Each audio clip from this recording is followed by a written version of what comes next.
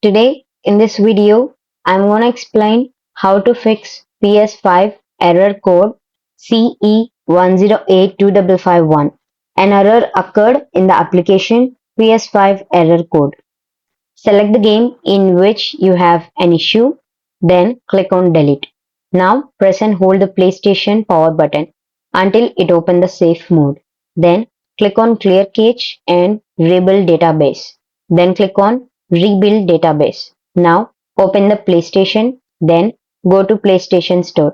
Then reinstall the deleted game. Even problem is not solved, then go to settings from top right. Now go to system software.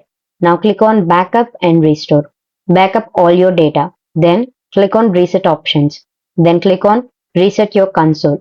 Even problem is not solved, then contact PlayStation support. By following these steps, you can fix PS5 error code CE-108255-1. This video helped you out, please leave a like and comment down below. If this worked for you, thanks for watching.